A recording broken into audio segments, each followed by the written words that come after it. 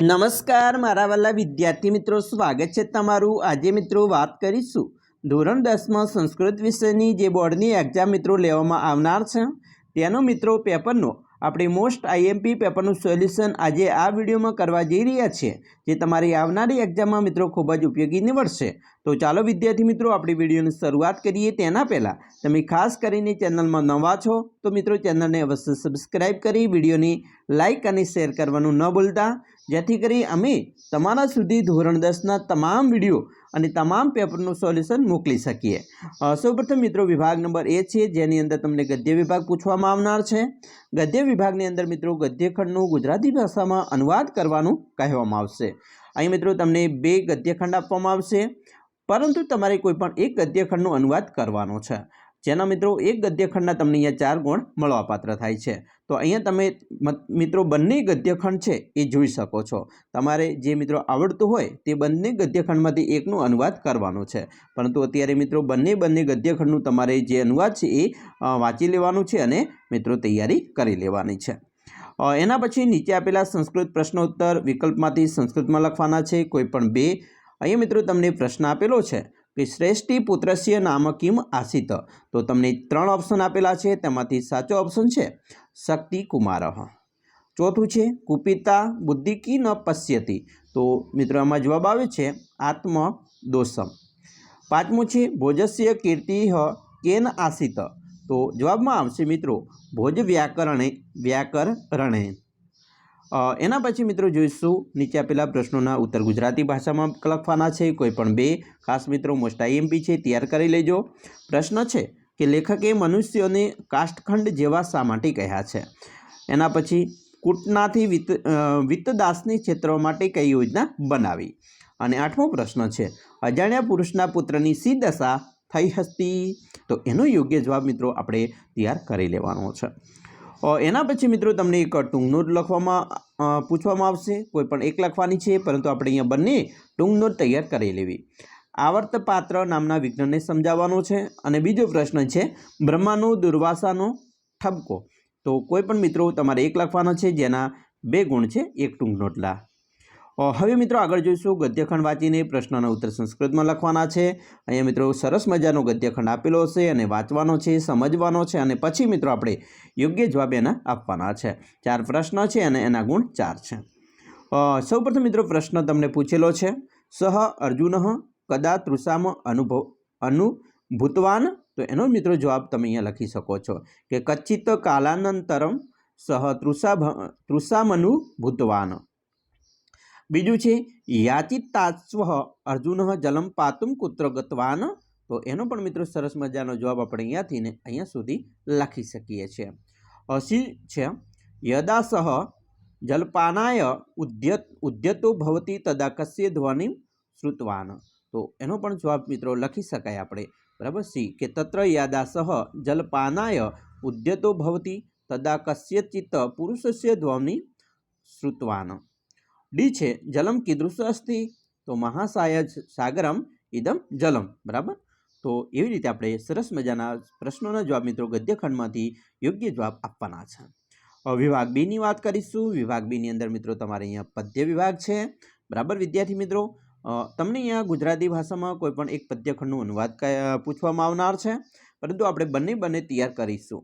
મિત્રો અહીંયા 12મો જે પદ્યખંડ આપેલો છે એ ચેપ્ટર નંબર 3માંથી તમે જોઈ શકો છો, અને 13મો છે તેમાં મિત્રો ચેપ્ટર નંબર 16માંથી તમને આ પૂછેલું છે।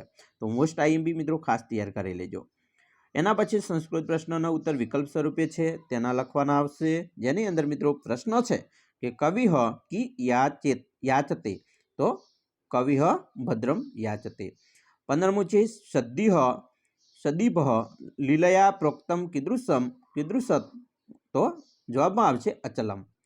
16મો છે કહ ન જાયતે મ્રિયતે વા કદાચિત, તો જવાબમાં આવે છે મિત્રો આત્મા।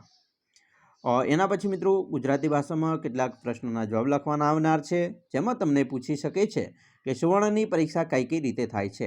ચેપ્ટર નંબર 4માંથી મિત્રો તમે તૈયાર કરી શકો છો। કોઈ પણ વ્યક્તિ બહુવ્રીહી કેવી રીતે બની શકે છે। 19મું છે સૃજનની સૃજનતાનું સ્વરૂપ, ચેપ્ટર નંબર 20માંથી તૈયાર કરી શકો છો। અને કઈ કઈ પરિસ્થિતિમાં ભક્ત માતાને રક્ષણ કરવા પ્રાર્થે છે? તો યોગ્ય જવાબ તૈયાર કરી લેજો મિત્રો, પૂછી શકે છે. હવે શ્લોક પૂર્તિ આવશે. શ્લોક પૂર્તિની અંદર જોઈએ તો 21મો છે, અનાથો દરિદ્રો ખાલી જગ્યા ત્વમેકા ભવાની. તો જવાબમાં આવશે ગતિર ત્વમ. એના પછી 22મું છે, આપત્સુ રામ ખાલગ્યા ભવા જનેય. તો ચેપ્ટર નંબર 7 છે તેમાંથી તૈયાર કરી શકો છો. અને મિત્રો 23મું છે, સર્વે ભવંતુ ખાલગ્યા ભવે. તો એ ચેપ્ટર નંબર 1માંથી શ્લોક પૂર્તિ તૈયાર કરી શકો છો. તો આ મિત્રો ખાસ મોસ્ટ આઈએમપી છે, તૈયાર કરી લેવા. વિભાગ C ની વાત કરીશું. નાટ્ય વિભાગ છે. નાટ્યખંડની અંદર મિત્રો ગુજરાતી ભાષામાં અનુવાદ કરવાનો છે, જેની અંદર કોઈ પણ એક તમારે મિત્રો અનુવાદ કરવાનો આવશે. પરંતુ અહીંયા મિત્રો તમને જે 2 અનુવાદ આપેલા છે, બંને અનુવાદ તૈયાર કરી લેજો, ખાસ પરીક્ષામાં પૂછી શકે છે. તો મિત્રો આવી રીતે તમારે ગદ્યખંડનું પણ ભાષાંતર કરવાનું છે, બંને તૈયાર કરી લેજો. એના પછી મિત્રો નીચે આપેલો વાક્ય કોણ બોલે છે અને તે લખવાનું છે, કોઈ પણ 2, પરંતુ આપણે 3 તૈયાર કરીશું. મિત્રો 26મો પ્રશ્ન છે, પઠનેન કી ભવિષ્યતિ. તો મિત્રો આવશે સાંડિલ્ય. 27મો છે, અહી પુત્ર. તો ધૃતરાષ્ટ્ર બોલે છે. યદજ્ઞાપયતિ ઉપાધ્યાય. તો શિષ્ય બોલે છે. તો આવી રીતે આપણે એનો જવાબ પણ લખીશું. હવે આગળ જોઈશું. અહીંયા નીચે આપેલા પ્રશ્નોનું ઉત્તર ગુજરાતી ભાષામાં લખવાના છે, જેની અંદર તમે જોશો 29મો પ્રશ્ન છે, ચાણક્યના મતાનુસાર નંદના અને ચંદ્રગુપ્તના રાજ્યમાં શું ફરક છે? 30મો છે, ઘટોત્કચ શકુનીને શું સલાહ આપે છે? તો એવી સલાહ આપે છે કે હે શકુની, જુગારના પાસાને ઘોડી બાણને કરવા યોગ્ય થા. બરાબર.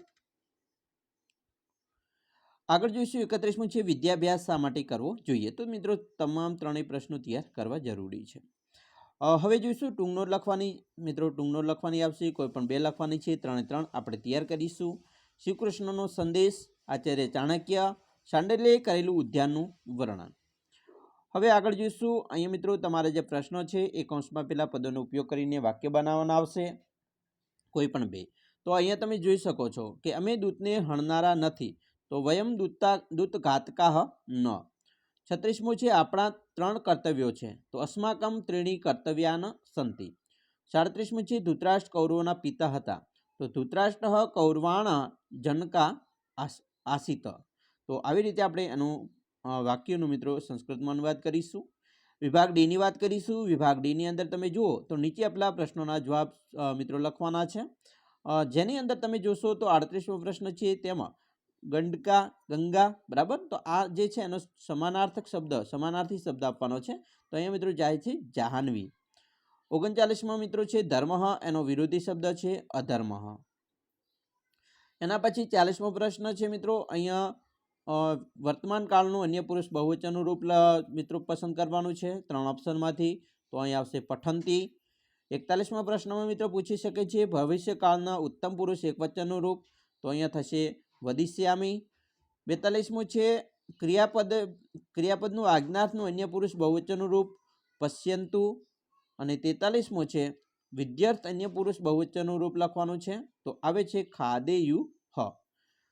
44મા પ્રશ્નની અંદર મિત્રો જુઓ તો તમે શ્રેષ્ઠી પુત્ર, એની અંદર મિત્રો સ્મનો પ્રયોગ કરીને શુદ્ધ વાક્ય લખવાનું છે. તો શ્રેષ્ઠી પુત્રમાં જોઈએ તો એનો જવાબ આવે છે કે શ્રેષ્ઠી પુત્ર કાચી નગરે વસતી સ્મ. પછી 45મા પ્રશ્નમાં મિત્રો તમે જોશો તો દ્વિતીય વિભક્તિ એક વચનનું રૂપ લખવાનું છે, તો એમાં જવાબ આવે છે ભાર્યામાં. 46મો પ્રશ્ન છે, તેમાં મિત્રો જોશો સપ્તમી વિભક્તિનું એક વચનનું રૂપ વિપતો. પછી 47મું છે ઉપપદ વિભક્તિ પ્રયોગનું મિત્રો યોગ્ય રિક્ત સ્થાન પૂર્ણ કરવાનું છે, તો ગુરુ ખાલ્યા સહ વર્તમાન આસિત. તો ગુરુ શિષ્યણ સહ વર્તમાન આસિત. 48મો પ્રશ્ન જુઓ તમે મિત્રો તો પ્રકોષ્ઠાત યુક્તમ સંખ્યાપદમ ચિત્વા રિક્ત સ્થાન પૂર્યત. અહીંયા મિત્રો તમારે યોગ્ય ઉપયોગ કરવાનો છે, જેમાં કુપેહ ખાલ્યા કન્યા દૃષ્ટા, તો કુપેહ એકા કન્યા દૃષ્ટા એવો જવાબ લખી શકાય છે. 49મો પ્રશ્ન મિત્રો તમને જે પૂછવાનો છે, જેની અંદર કૃદનનો પ્રકાર ઓળખવાનો છે. અહીંયા છે ગત્વા, તો એના માટે થાય છે સંબંધક ભૂતકૃદન. પછી મિત્રો અહીંયા સંધિ વિચ્છેદ કરવાની છે. શાશ્વતોયમ, તો શાશ્વત વત્તા અયમ. એના પછી સંધિ યુક્તમ, સંધિને જોડવાની છે. કહ વત્તા ચિત્ત, તો કચ્છિત. થશે. હવે જોઈશું સમાસનો પ્રકાર ઓળખવાનો છે. તો અહીંયા છે ધર્મ ક્રોધયો, એ દ્વંદ્વ સમાસ છે. તૃષા તુરહ, તે પણ તત્પુરુષ સમાસ છે. વિભાગીની વાત કરીશું. સંયુક્ત વિભાગ છે, જેની અંદર મિત્રો નીચે આપેલા વાક્યનો કથાનુક્રમ અનુસાર વાક્ય ગોઠવવાના છે. તો મિત્રો કથાના ક્રમાનુસાર વાક્ય ગોઠવવાના હોય તો અહીંયા ડી વાક્ય છે એ પહેલું આવે છે, બરાબર. પછી એ નંબરનું વાક્ય બીજું છે, બી નંબરનું વાક્ય ત્રીજું અને સી નંબરનું વાક્ય ચોથું છે, બરાબર. તો આવી રીતે એના કથાનુક્રમ પ્રમાણે વાક્ય ગોઠવીશું. હવે જોઈશું ગદ્યખંડ વાંચીને ઉત્તર સંસ્કૃતમાં આપવાના છે. તો અહીંયા મિત્રો તમે જોશો સરસ મજાનો ગદ્યખંડ આપેલો હશે તમને. એના મિત્રો તમને પ્રશ્નો નીચે આપેલા હશે. આપણે નીચેના જે પ્રશ્નો છે ઉપરના ગદ્યખંડમાંથી વાંચીને લખવાના છે. જેમાં પ્રશ્ન એ છે કાકહ કેન સહ વસ્તિ સ્મ. તો એનો જવાબ મિત્રો અહીંયા જો તમે જોઈ શકો છો આપેલો છે કે તત્ર કચ્યન કાકહ પત્ન્યાહ પલ્યા સહ વસ્તિ સ્મ. પછી બીજો પ્રશ્ન છે વૃક્ષસ્ય કોટરે ક વસ્તિ સ્મ. તો એનો જવાબ આવે છે કે તસ્ય એવ વૃક્ષસ્ય કોટરે કચ્યન કૃષ્ણ સર્પ અપી વસતિ સ્મ. ત્રીજું છે કૃષ્ણ સર્પ કી ખાદતી સ્મ. તો સરસ મજાનો જવાબ આપણે અહીંયા લખી શકીએ યદા કાકી પ્રસૂતા ભવતી તદા કૃષ્ણ સર્પ તસ્ય અંડાન ખાદતી સ્મ. અને ડી છે એકદા કાકહ કસ્ય સમીપમ ગતવાન. તો એનો પણ જવાબ આવે છે કે અતઃ એકદા કાકહ સ્વમિત્રસ્ય શૃંગાલસ્ય સમીપમ ગત્વા ઉક્તવાન. તો સરસ મજાના મિત્રો આપણે પ્રશ્નોનો જવાબ આવી રીતે લખી શકીએ છીએ. હવે કર્તા સાથે યોગ્ય મિત્રો જોડ જોડવાની છે. જેમાં તમે જોશો કવિદંડી, તો કવિદંડીનું છે દશકુમાર ચરિત, બાણભટ્ટનું હર્ષચરિત અને વિશાખા દત્તનું આવશે મુદ્રા રાક્ષસ. એના પછી જુઓ રિક્ત સ્થાન પદોનું શુદ્ધ કરીને ગદ્યખંડ ફરીથી લખવાનો છે.